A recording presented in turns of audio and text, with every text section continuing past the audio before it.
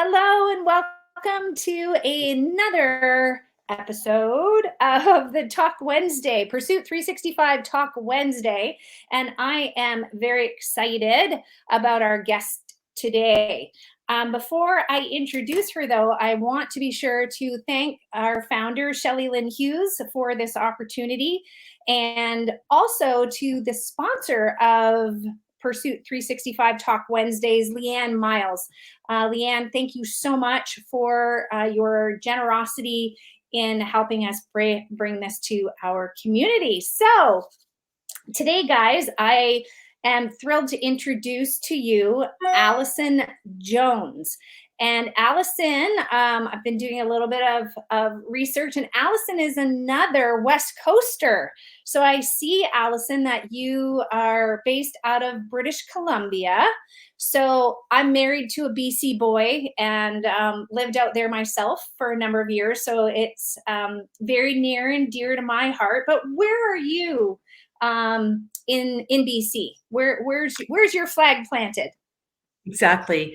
I'm on the North Shore of like North Vancouver's where I live, and I have my office in West Vancouver. So, I'm a North Shore girl, and I love it here. I have to say, I grew up in Saskatchewan, and I love Saskatchewan. I honor Saskatchewan. It was an amazing place to grow up, and I think come away with some incredible values. But I got to tell you, living so close to the ocean and literally 10 minutes to the ski hills, like well, not hills, mountains, is a real blessing. So I'm pretty happy here. Oh, that's incredible. I was married in Vancouver down right across from Canada Place. And I got my flowers for my bouquet over at the little market. And I remember still so vividly getting on the little ferry, that buzzes across Yes. from downtown Vancouver over to the North Shore and picking up my flowers, and just such fond memories of that area. And yes, it is the epitome of God's country. Okay, so again, we know that we're here because we're business people and we're passionate about our businesses and what we do. But I picked up on the fact that you touched on that you live in the mountains and near the ski hills. So are you a skier? No, not so much myself, but my family skis. I tend to be at the stage in my life now where I like to stay home and make the hot chocolate, so but it's a lovely lifestyle, right? And there's nothing like that kind of fresh mountain air. Absolutely. So what does Alyson Jones? Okay, so we know you like to make the hot chocolate. So it sounds like you love to be a hostess. What does Alyson love to do when you're not in your professional world? When you take that professional hat, and when we get to what you do, I think I feel that what you do must really need that outlet at the end of the day, because you take on a lot from others. So what do you do as an escape from work? What do you do in your downtime? Well, I mean, I'm a very social person, right? So, I mean, I'm very lucky that I have a very rich social life and lots of friends and community. So, I'm very involved in my community, involved in my friendships, and so I spend a lot of time doing that. But for me, my sort of endeavor that is true to me and is nourishing to me personally is I just love music. Now, again, I'm not a musician, although I sing, and I'm not gonna say I sing awesome, but I sing well enough.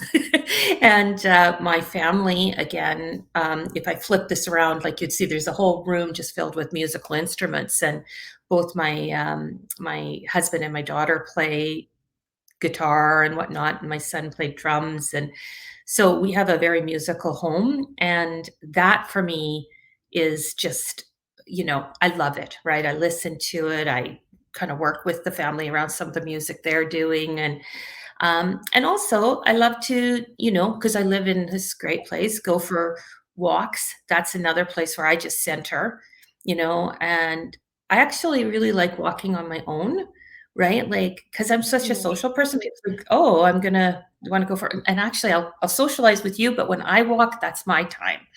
And then throw in the occasional yoga, right? Which is just you know, nice to stretch and feels good, right? Not that I'm any sort of yogi, but I at least enjoy it and find it very relaxing. So yeah, I have those things that are special to me and nourish me. Oh, I could come and hang out with you. I'm all about the music. I love it. I love it. I'm Mhm. a earbuds in and sing like nobody's listening. Hopefully nobody is kind of girl, and I grew up with music constantly in my home. And in my younger years, I was a figure skater, and my favorite thing was when I could have the ice all to myself and just put music on and just kind of let it flow. So yes, I feel you on that. That is awesome and such a great insight into you. And I love that, Alyson. I love that. Okay, so we've got a little bit more of a picture now of who you are. So now, what is it that Alyson Jones does? What is it in your professional career, that you want to share with us? Because you do very Yes, important work. Very important yes, I think I do, and thank you for saying that and recognizing it. But I'm a very blessed person because I love the work I do. Like I love it. And I've done it for a long time. I've been in my career for, oh my goodness, now about 32, 33 years that I've been actively practicing. So I'm a mental health professional. I'm a therapist, family and child therapist, and individual therapist too. But I have some specialties. And here in BC, we're called registered clinical counselors. But I also run a business. So I have my own practice, but I have a big practice too. So I have several other therapists working at my office with me. And so it's Alyson Jones and Associates. And we offer all kinds of mental health support. So we'll have different therapists might have different specialties that they do. work. But we're all very focused on, working with families, youth, wherever we can kind of plant some uh, good seeds to grow, right? So, yeah, it's wonderful work. And it's hard work though, because I also specialize in dealing with divorce and separation. And I do a lot of court involved work too.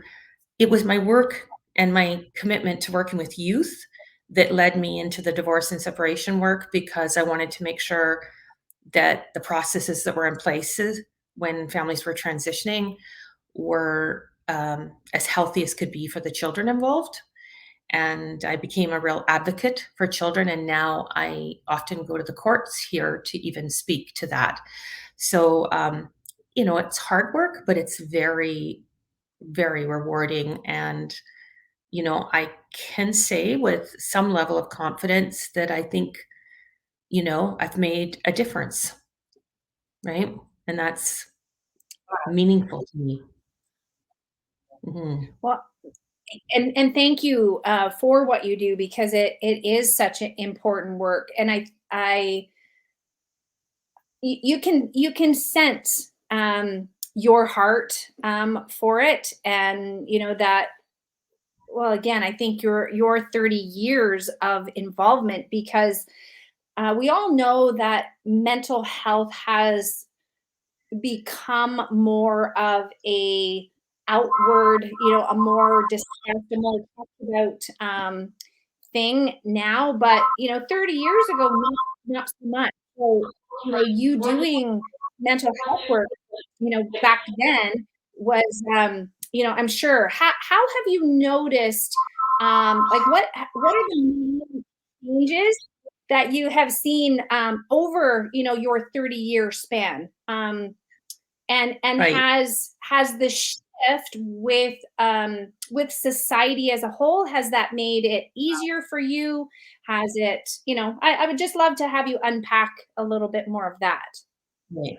What a great question, right? And I'm just thrilled that you asked that because I have seen such a change, and it's exciting. Like the changes I've seen are exciting. Now, I'm not saying we don't have a complex society. We do, right? But I've always felt that mental health is health. It's part of health. It's like it shouldn't be just put over here in a corner and stigmatized, right? Like if you're Mhm. going to your family doctor, you're not stigmatized. I don't think you should be stigmatized if you're going to your family therapist. And No.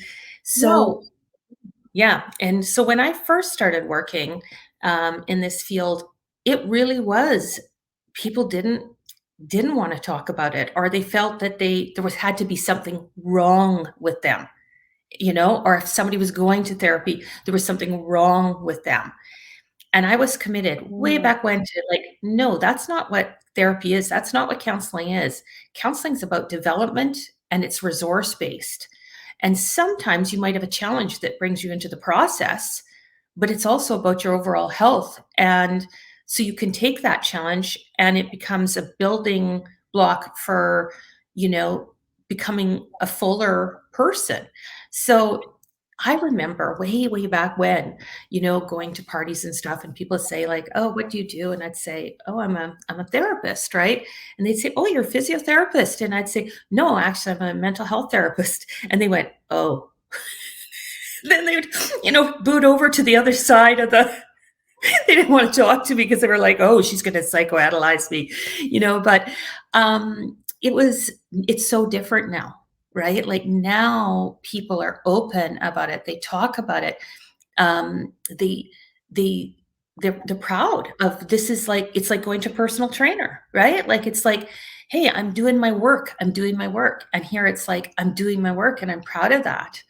And so the shift I have seen in my field is huge from when I started to where I am. And one of my commitments, because I believe very strongly in giving back, right? Like I believe that contribution is part of your overall health.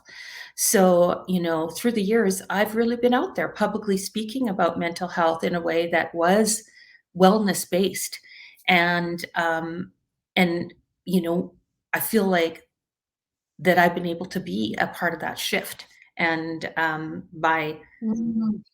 destigmatizing and making it more like, hey, everybody has a challenge. Like, okay, I'll just say quickly, is that like No. if you're yeah, if you're going to, everybody in this world knows that at some point they're going to have a physical challenge, right? Nobody gets through life without physical challenges.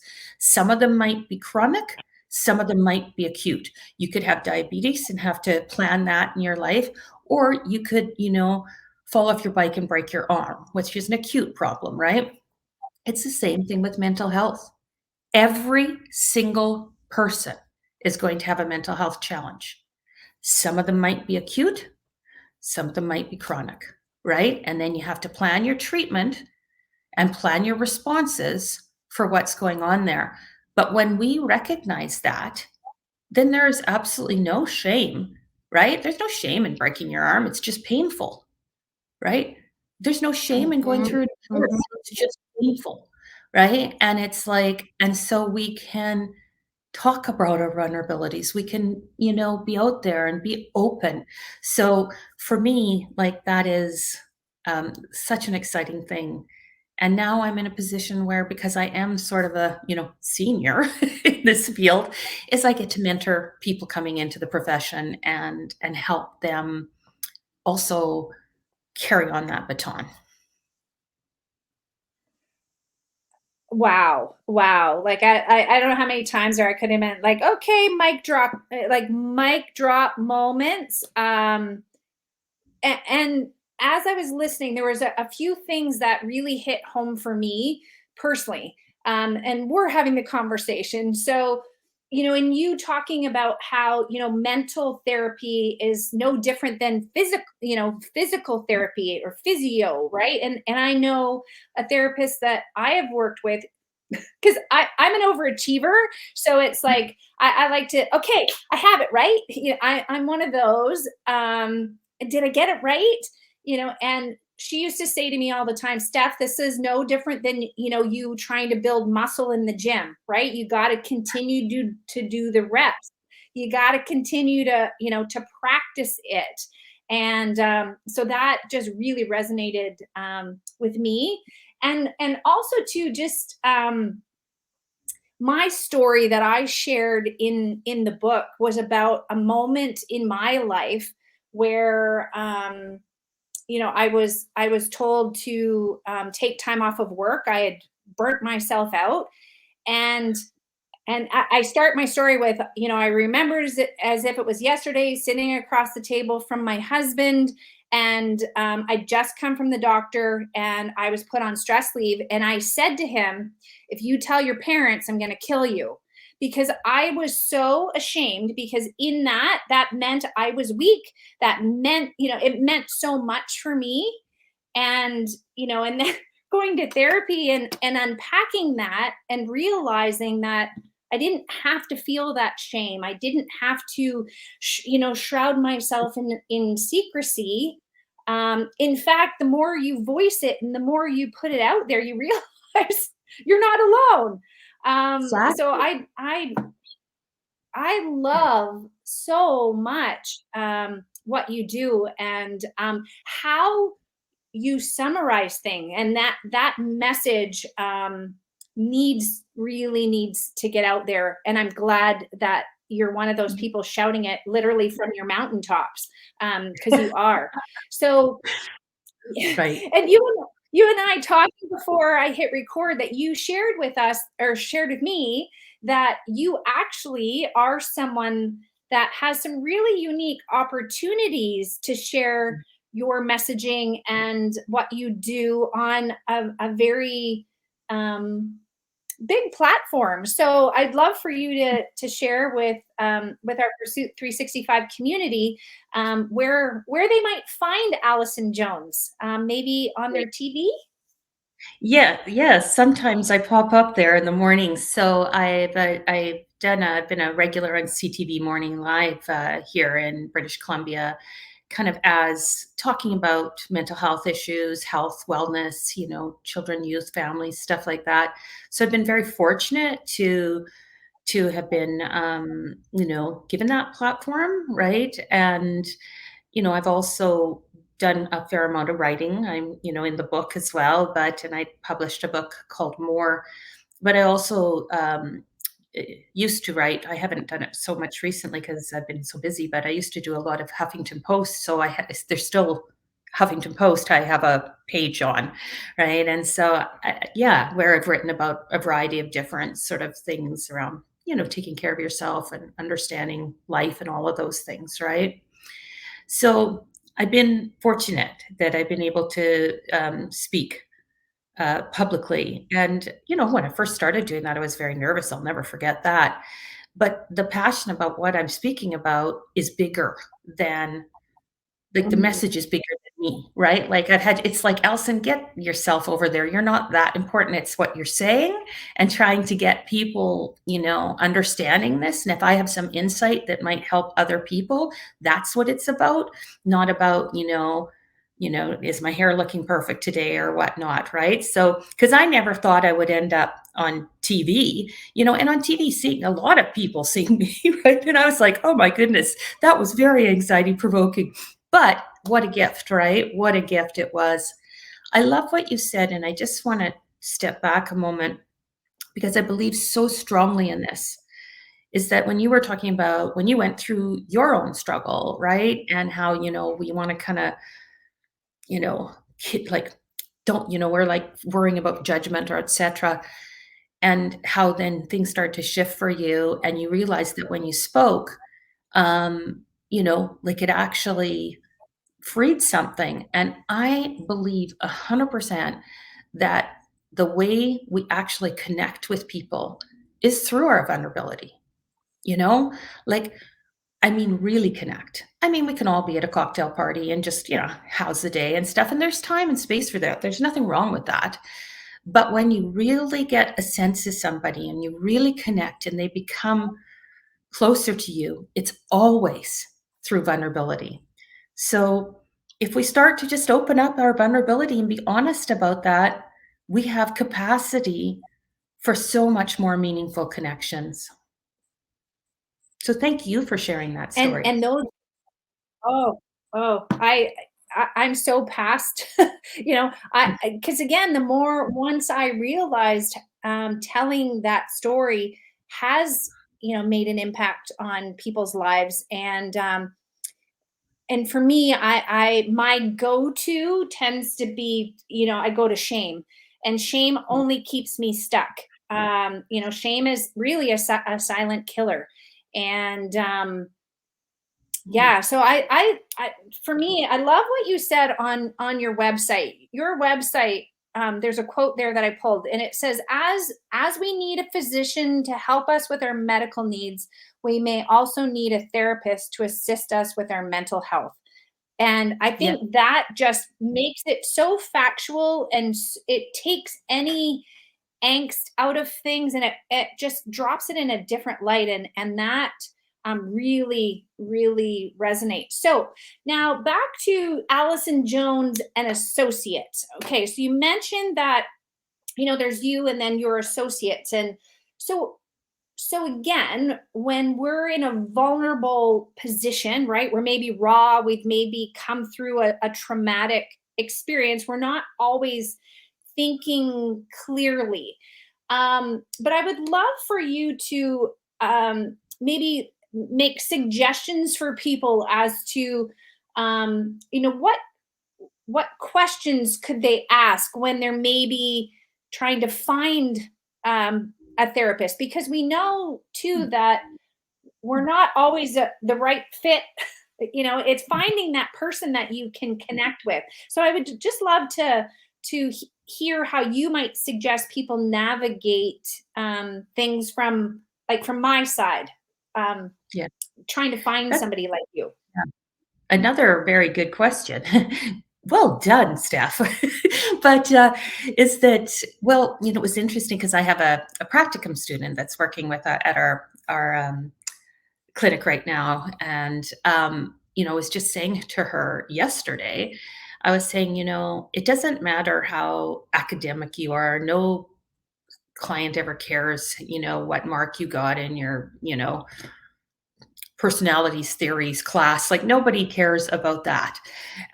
Good for you to achieve in those ways, but what people care about is how they feel around you. And that the people, like for what you need, like if you're looking with somebody, I think has to be this balance of, if you're looking for a therapist, do they have a warmth? Do you actually feel good with them? And do they feel like they're competent and they know what they're doing, that they can guide you? Because as a therapist, like if you went to your physician, you don't want a physician who's like so friendly and apologetic that they don't know what they're doing. Do you know what I mean? You want somebody who's still got an authority to them and knows what they're doing. They've done all that, to get here, and they're coming with vast knowledge. And so clients need to feel your competency, right? So, I mean, it Mhm. is that kind of combination, but also warmth. This is somebody I can relax with. Can I be vulnerable with this person? So, it really is this balance of two things. And for the client searching out, I mean, you can look online and do your research on people and see what they say.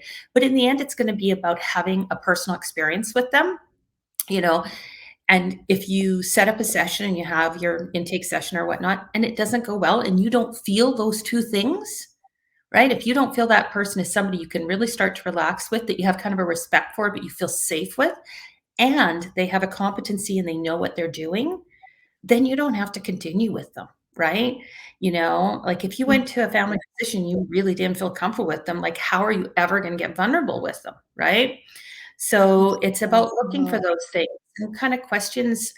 I mean, you can ask people that, kind of what their theories are and what they like, what, you know, what does counseling mean to them? You can interview your therapist too if you want to, but sometimes those aren't the most important questions. It's how they respond to it, right? Like it's how they respond to any question that is really the most important thing. Mhm. Are they responding with that polite way that feels respectful to you, that they're listening to you, and that they're open with you, right? And, one of the Mhm. things about, my kind of counseling and, you know, I tend to be I'm a pretty directive counselor, right? Like I mean, obviously I hold space and listen to people, right? That's a huge part. But I also am like, okay, just like that workout, like that personal trainer, I'm like, we're gonna have to stretch that muscle. Right? This is an area we got to work on. So I'm not that kind of counselor that just tells everybody what they want to hear, or hey, you were right, you were Mhm. right. Wait a minute, let's look at that. How could you have done that differently? Right? Let's Right. strategize this a Yep. little. So, you know, that's to me the best things you can bring, that sense of safety plus that um I know what I'm doing, and you can rest here. You can lean on me because I got you. Mm, mhm, mhm. Amazing. So, um, so yeah, so tell us then. So now we know more about you, the importance of your work. Your passion oozes out of you. I can feel it all the way here in Ontario, Alyson, and that like that doesn't lie. That doesn't lie. It's very genuine. Um, but tell us a little bit more about your whole umbrella. So if someone was looking, maybe they're resonating with you and they're like, hey, I'm intrigued. Um, you know, uh, do you guys do in-person work only? Do you do in-person? Do you do virtual? You know, Right. I know you have a whole team that works with you. Can you give us sort of the Cole's notes of Right. your association in general? Yes, yes. And thank you for mentioning that too, is that, we do both in person. We have an office, but we also do lots of, online counseling now, right? Like lots of Zoom counseling and stuff and we were doing some of that before the pandemic, like we weren't unfamiliar with it. It just was it was more rare, it was for certain cases, right? And now, I mean, we apply it to so many of our cases, which has actually opened up the world for people in so many ways. And like, I'm very fortunate too, is like, I've got clients all over, right? Like, I've got some clients.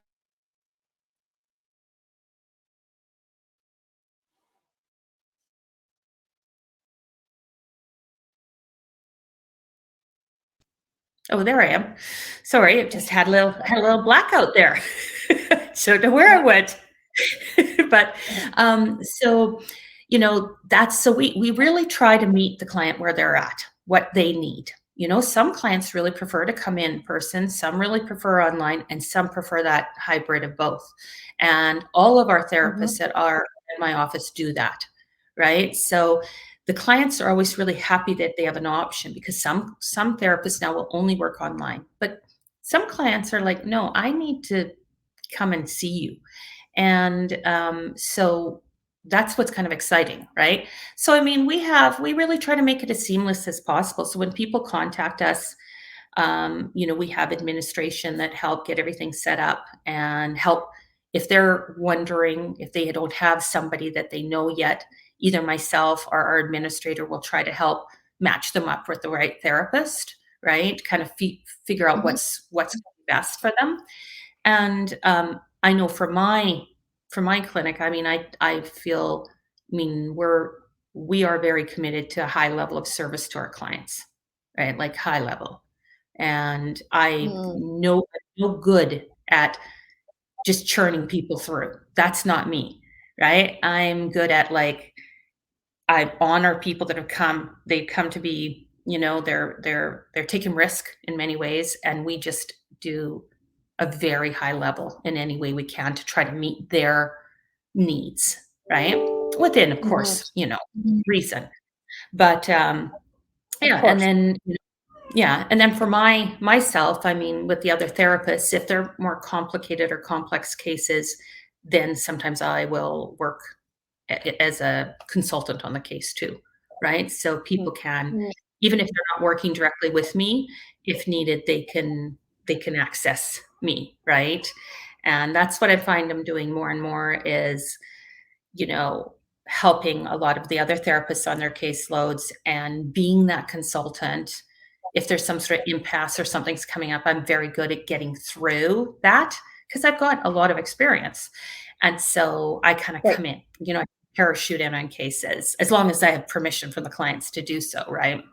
So Of yeah, course. I'm pretty proud of how what we've created, and it took a long time. I mean, I've built, you know, what's also super interesting, you know, because in the book, right, Pursuit 365, and you know, so many people and their passion for their business and their work and stuff like that. I, it's interesting because I'm a therapist and a professional, and I'm a businesswoman, right? Mm. So Mhm. kind of an interesting place to be because sometimes professionals aren't really business savvy or overwhelmed or intimidated by the business aspects of their practice, right? And so Mhm. for myself, Mhm. I've had to learn how to balance those two sides by having a very professional experience, but a warm experience that still runs a good business that makes sense, that is a successful business, but is good value to your clients. You know, it wasn't always easy to get to that place because I had to learn a lot Right. from, from where I came from. I knew a lot about psychology, but I didn't know a lot about business. Right? But No, hey, exactly, right? Yeah. then you They network and make you it they make meet. it look so glamorous, right? Just become a business owner. Oh, and you Yeah, can write it off. Yeah, if it was only that easy, right? It's not all the butterflies and hours. rainbows, that's for Yes, sure. Oh boy. definitely, Okay. but it's So humbling. where's the best place for people to find you, Alyson? Do you prefer people to reach out to you um, through your website? Do you hang out on socials? Like if somebody, if, they're like, wow, I like that this woman's, I want to reach out to her. I need her in my life. Where's the best place for them to do that? Yes, I mean, I do have there's Alyson Jones and Associates has Facebook, and we've got our LinkedIn, and I've got a Twitter, right? You know, more it's More Alyson Jones.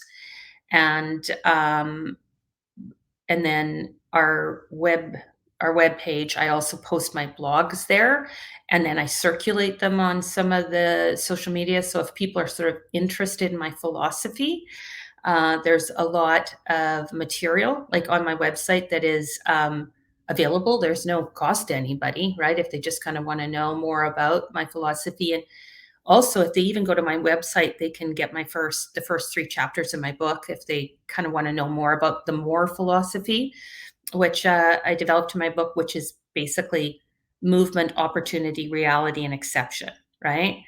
And Mm. so it's like we have to look, and this is in my life as well as my practice. Like, what do we need to move? Like, what do we need to move? What's the opportunity in front of us? What's the reality checks we have to deal with? And what's the exceptional outcome we can get? So I've written quite a bit about that. So you can go to my web page and